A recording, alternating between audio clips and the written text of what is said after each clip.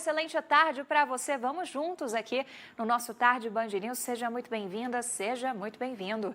A gente já começa movimentando a nossa reportagem na capital federal. Depois da troca de comando no Ministério da Saúde, o futuro de Eduardo Pazuello segue indefinido em Brasília. Então, quem vai contar para a gente a quantas estão ali as conversas de bastidores sobre o que fará daqui em diante o Eduardo Pazuello é o repórter Eric Mota, direto do Palácio do Planalto. Eric, boa tarde. Nada de posse do novo ministro e imagino muito porque ali no bastidor estão tentando resolver antes o que será feito com o Eduardo Pazuello. É mais ou menos por essa linha? Conta para a gente. Olá, Isabel. Boa tarde a todos que nos acompanham. Uma ótima semana para todo mundo. É isso mesmo, viu, Isabel? Pazuello saiu, mas ainda não vai sair, né? Tá nessa confusão aí que é até difícil de entender. O que está acontecendo? Vamos colocar a bola no meio de campo, Isabel. O primeiro-ministro foi afastado do cargo de ministro da Saúde justamente por pressão dos parlamentares que estavam vendo a ameaça real de acontecer a CPI da Covid-19. Essa CPI poderia respaldar aqui no Palácio do Planalto.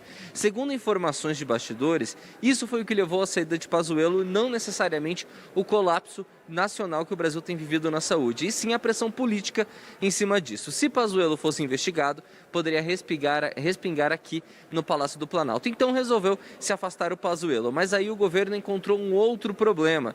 Pazuello pode vir a responder também na justiça, e o governo teme, inclusive, que ele venha a sofrer pressões judiciais ao ponto de chegar a prisões. Então, o que o governo está vendo, segundo informações de bastidores, que é melhor manter Pazuello com foro privilegiado. Se ele tiver foro, ele mais dificilmente será abocanhado na justiça, porque se isso viesse a acontecer, também respaldaria aqui no Planalto. Então o governo precisou afastar Pazuello da saúde, mas não pode jogar Pazuello na rua. Então aí que agora entra a questão. O que o governo está vendo? Onde coloca Pazuello? Está sendo estudado, por exemplo, criação de novos ministérios, é uma possibilidade não descartada para colocar Pazuello, talvez substituir algum ministro, porque é necessário manter Pazuello seguro dentro do foro privilegiado, né? É isso, pelo menos, que se diz nos bastidores, além, é claro, que o futuro ministro Queiroga tem questões aí com a empresa dele. Ele tem uma empresa, ele precisa se afastar,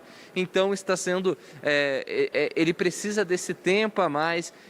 A expectativa é de que até quarta-feira tudo isso se resolva e aí sim, daqui até lá, o governo decida para onde vai o Pazuello e Queiroga finalmente assuma a função de ministro da Saúde. Por enquanto, Isabel, está isso. O Pazuello não é mais ministro, mas ainda é, então tá aquela confusão que realmente fica até difícil de explicar, viu, para o nosso telespectador.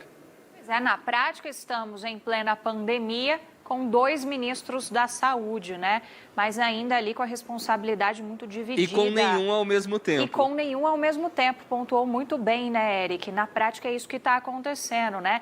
Seria o nosso 4º ministro e a gente já estava, assim, surpreso, né, em relação a esse ranking, algo que não aconteceu em absolutamente nenhum outro país em pleno tempo de pandemia.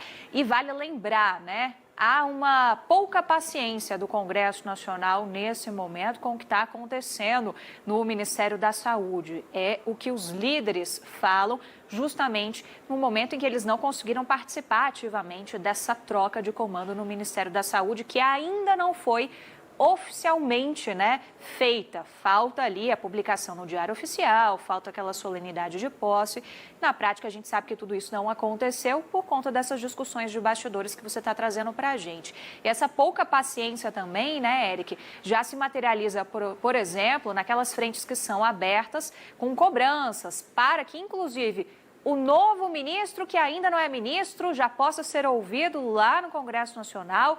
No Senado, no caso, já tem convite aprovado, por enquanto é um convite, não é uma convocação, afinal de contas ele ainda não é oficialmente ministro. Também se tinha uma convocação de Pazuello para explicar a história da limitação de oxigênio no país. E depois essa convocação foi passada ali no âmbito do Ministério da Saúde para outra autoridade da pasta. Olha só como as coisas vão se embolando ali na prática, né, Eric? E o que a gente precisa nesse momento é de definições, é de um comando claro e que repercuta, né, mudanças, uma guinada aí em relação ao que a gente teve de enfrentamento à pandemia no país, né? É isso mesmo, né, Isabel? Vale lembrar que o Brasil vacinou até o momento 6%, um pouco menos ainda de 6% de sua população diante dessa pandemia, né? E o Ministério da Saúde, o ministro da Saúde, Eduardo Pazuello, portanto, sofre essa ameaça de CPI, uma comissão parlamentar de inquérito. O que acontece? Quando o governo anunciou que iria retirar o Pazuello do Ministério da Saúde, houve uma certa esfriada nessa questão da CPI. Mas com a morte, logo no dia seguinte, do senador Major Olímpio, que era um senador muito querido dentro do Senado Federal, mesmo pelos opositores à sua linha ideológica, né? Isso acabou trazendo um certo choque e borbulhou novamente essa vontade dos parlamentares de ter sim a CPI. O Diego Furtado, que é assessor de Pazuello, que também estava internado, foi outro caso que chocou, porque o Diego tem 32 anos de idade, é um rapaz alto, forte, e é um assessor que ficou também com 80% do pulmão comprometido. Ele estava no UTI hoje, né? A gente recebeu a feliz notícia de que ele está se recuperando, inclusive já está saindo da intubação, mas isso chocou, porque o senador era um senador muito querido e muito benquisto, e o seu assessor, que era um rapaz jovem. Então, quando chegou dentro do Congresso essa questão, semana passada tivemos 200 pessoas dentro do Congresso Nacional com Covid-19, tivemos a morte desse senador, que foi o terceiro, o seu assessor, um rapaz jovem, estava em estado grave. Então, tudo isso, Isabel, acabou reacendendo essa fogueira, e os parlamentares não descartam ainda a possibilidade de, mesmo com a saída de Pazuello, ter sim a CPI da Covid-19. Agora, é claro, na política tudo é temperatura. Resta saber, com a chegada de Queiroga, como que ele vai agir. Ele vai conseguir apaziguar os ânimos? Se ele conseguir, pode ser que a CPI não saia. Se ele não tiver essa habilidade política, aí sim a CPI deve vir, e isso pode muito respingar aqui no Planalto, né, Isabel? Cada nova frente que se abre é uma nova fatura que o governo precisa saldar com os parlamentares, né? Nesse momento, o governo enfrenta cobranças de absolutamente todos os lados, né?